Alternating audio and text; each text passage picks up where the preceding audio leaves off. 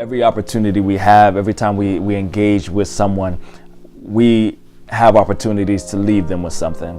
I don't know that we ever have the opportunity to decide whose life our story is going to affect, but my hope is always that it's going to affect someone. My motivation was really stepping outside of the box and thinking about those people, those learners who have heard different styles before, and wanting to reach them with something different, something that's going to stir them, something that's going to want to make them think, something that they haven't heard before.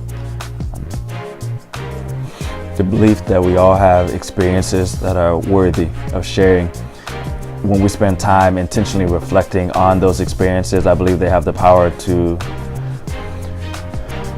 reshape, to reconceptualize, to reimagine our lives, but only if we spend that time in critical reflection of those. Once we do that, I believe they have the power to connect with others, and that others have the power to connect with them. And I think that is inspirational in and of itself. That's where power happens. That's where people's lives are saved. That's where people's lives are changed.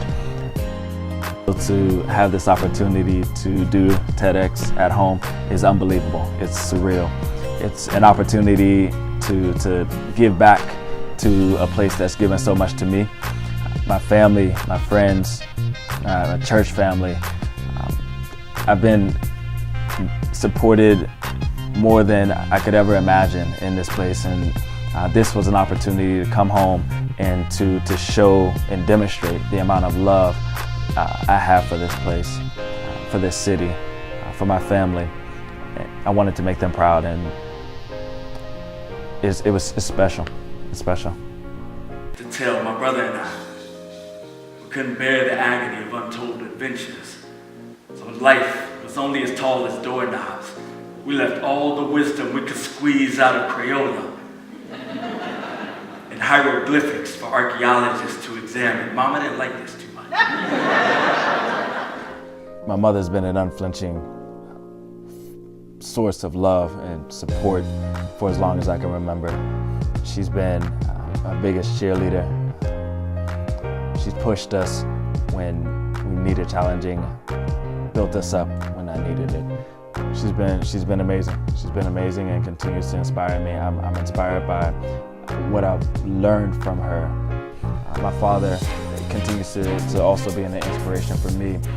They've always, the love for our family has always been there, and that's something I can always appreciate, and that's something I always appreciate about them. It was an honor to have them in the audience today. I carried a weight of urgency and importance when I was preparing for this. I think to use this platform carelessly would have been unwise, and I wanted to be a good steward of the platform. I'm grateful for the experience, and I didn't want to take it for granted. So I spent time in critical reflection about what message needed to be told, what story needed to be told. Because again, our lives are a series of stories, and we've all had observations, we've all seen things, but what message needed to go forth at this time in this place?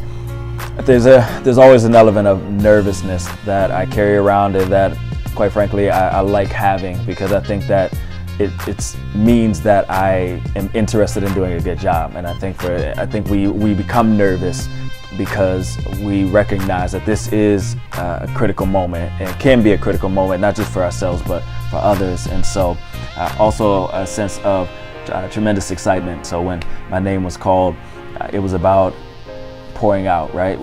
As I'm on stage, I remember wanting to pour out everything that I had, wanting to do what God had placed on my heart. I can summarize the speech by saying that your life is meaningful, your life is powerful, that you're worthy.